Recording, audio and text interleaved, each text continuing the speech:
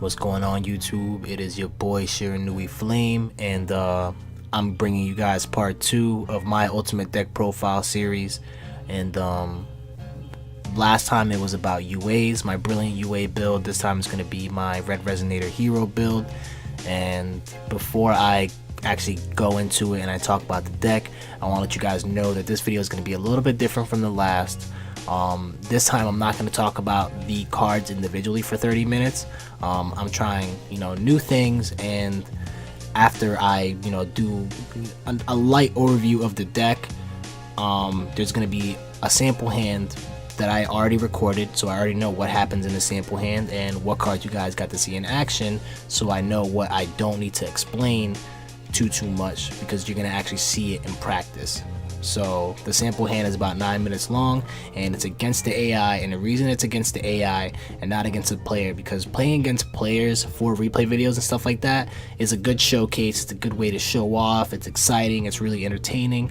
But if you want to break down how a deck runs, it's also nice if you can possibly go ahead and show how the deck plays, and not just like a pre-recorded replay that you're going to talk over that's going to last like a minute, or a few replays that are going to last like a minute. You know what I'm saying? Like, I feel like it would be a lot better to, like, when you're breaking down gameplay, to be able to break it down as slow and as in-depth as possible, and in that way I only have to do it one time.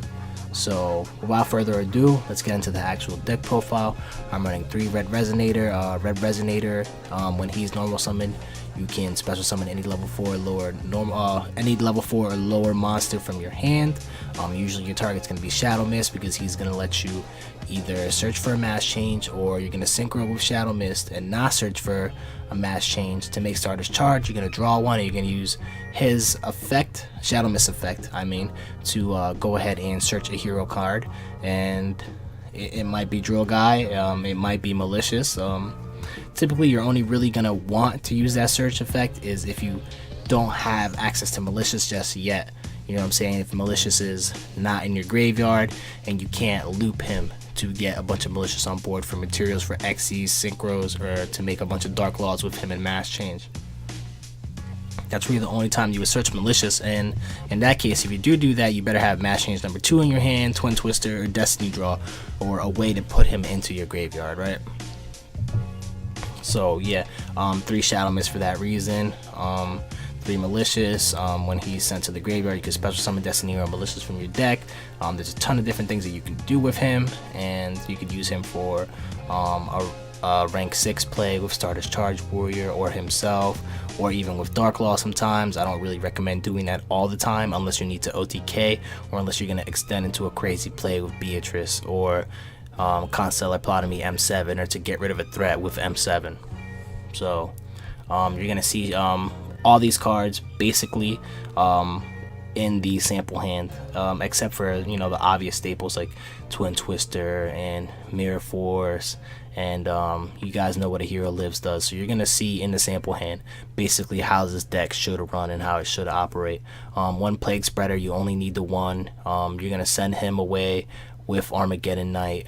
Sometimes you might want to normal summon him depending on like what phase of the game it is. If it's already like, if you're in the middle of the game and there's been a few turns and you have an established board, Cyframe Lord Omega can bring Plate Spreader Zombie back, so that's also not a problem. So 1 is enough. 2 Drill Guy.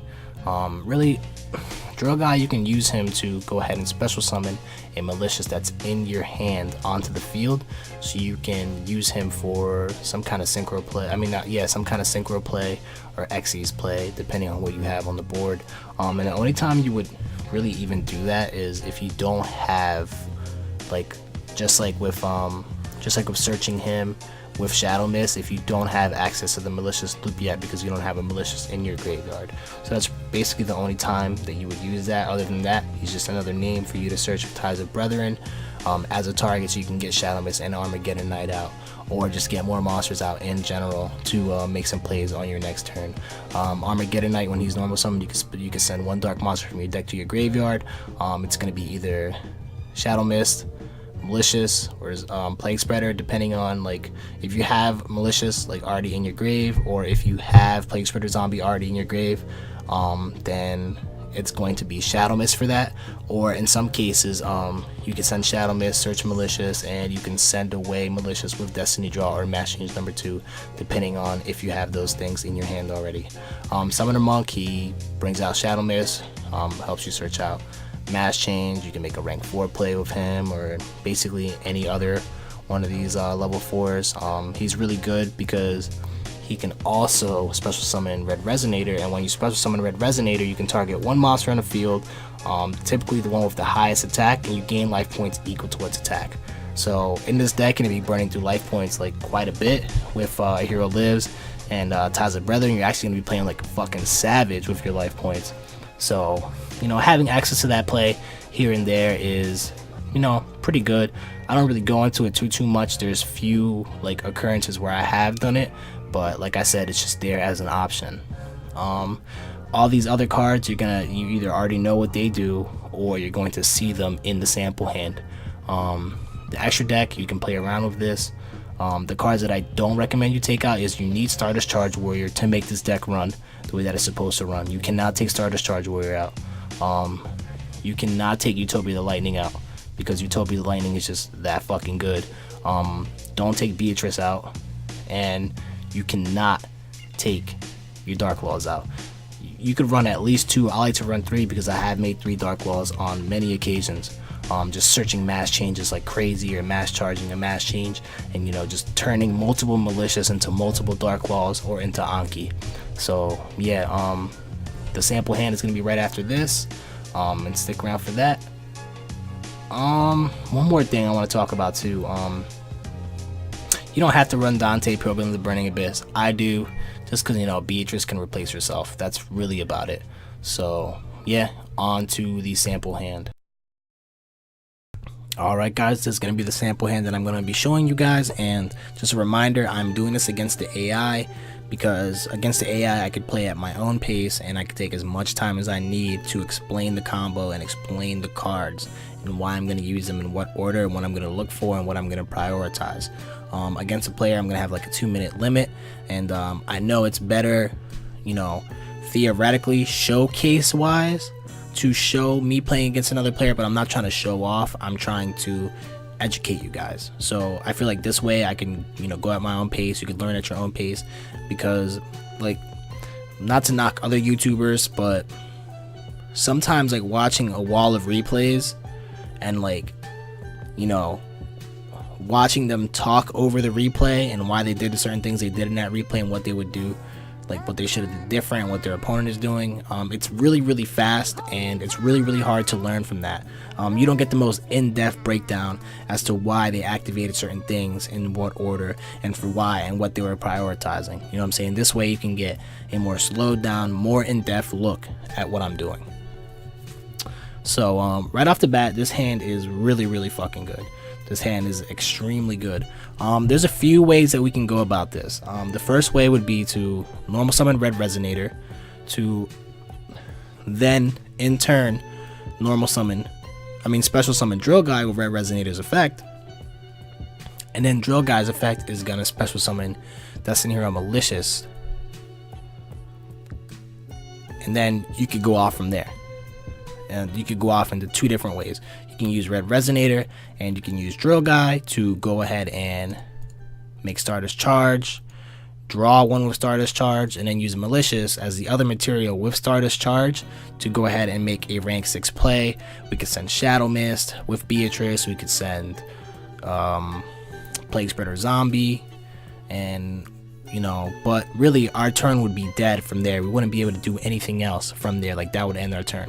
So that's one option.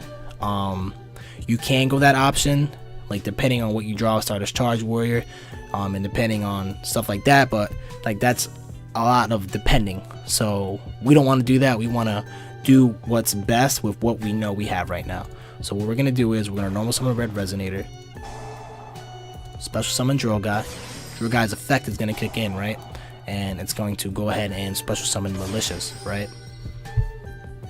what we're gonna do here is, and before I do this, I just want to explain to you, Ties of Brethren, you pay 2 stacks and you special summon 2 other monsters depending on what target that you use. Like in this case it's going to be Drill Guy, and the 2 other targets have to be the same type and same attribute, so they have to be, and level, so they have to be level 4 Dark Warriors, which in this deck our targets are going to be Shadow Mist, Armageddon Knight, and I'm not sure if I'm running Diamond Dude in this build or not, but we're about to find out. I'm pretty sure that we are not running a Diamond Dude. So right after that though is you have a restriction. You can't special summon for the rest of the turn, and it's not like Pot of Duality where you can't special summon at all this turn before or after. You can only not special summon after you use Ties of Brethren. You know what I'm saying? So you want to get all your special summons done before you actually use the Ties of Brethren play to go ahead and search. So we're going to make a synchro play with Malicious and Red Resonator. So in this case it's going to be Omega. You could run any other level 8s that you want. The only level 8s I'm running here is Omega, Void Ogre, which needs a Dark Tuner, and Crystal Wing. Crystal Wing is if you want to upgrade a Star Discharge Warrior with Plague Spreader Zombie or Red Resonator. So okay, that's good and dandy, right? Now we have a Malicious in our graveyard, and really we want to bring him out, but not really just yet, because really there's no point. You can bring him out, and we're about to do this though. Like, we're gonna Ties of Brethren Drill Guy, and we are going to special Shadow Mist, who's going to get his effect from being special summoned to search a mass change, and we're going to summon Armageddon Knight, which is going to get his effect of sending whatever you want to the graveyard after he's summoned. So in this case we already have Malicious in our grave, so we already have access to the Malicious loop, right? So what we're gonna do is we're gonna add mass change number 1 because we don't have anything that we want to discard. That's the only time you would get mass change number 2. And now we're gonna send Plague Spreader to the grave. Now later on, Plague Spreader is gonna extend our plays even further. So at this point we can't do anything else. We can't normal summon anything. We can't special summon for the rest of the turn because of Ties of Brethren. So we're gonna go ahead and we're gonna set mass change face down, and we're gonna set our bottomless face down. Now at this point the client may crash. Like, it may crash because I've taken so long. Sometimes against the AI I get an error and the client crashes when I end the phase if I take too long. Okay, it ended fine. Alright, so we're gonna force activate our mass change number 1 during his standby phase, because guess what? Now we can special summon. Our restriction is gone. So we're gonna do that. Mass change Shadow Mist, and we're going to make Dark Law, and we're going to use Shadow Mist effect to search, and we're going to add Drill Guy. You never want to add a Malicious to your hand. The only time you would add a Malicious to your hand off of that is if you have a Twin Twister that you can use, or a mass change number 2, and you don't have any Malicious in your graveyard or banished, so you don't have access to the Malicious loop yet. That's the only time you would add Malicious to your hand. So we're gonna add Drill Guy here. Opponent's gonna do his turn. End of main phase, I guess the AI is not gonna do anything. It doesn't really matter. I'm not trying to show board interaction. I'm trying to show the combos and what your mentality should be when you're playing the deck. At this point we have 2 level 4s out, right? So we're gonna go ahead and we are going to, we have both of our trap hole targets in our hand, so Rafflesia is not going to do anything. We're going to make Utopia the Lightning,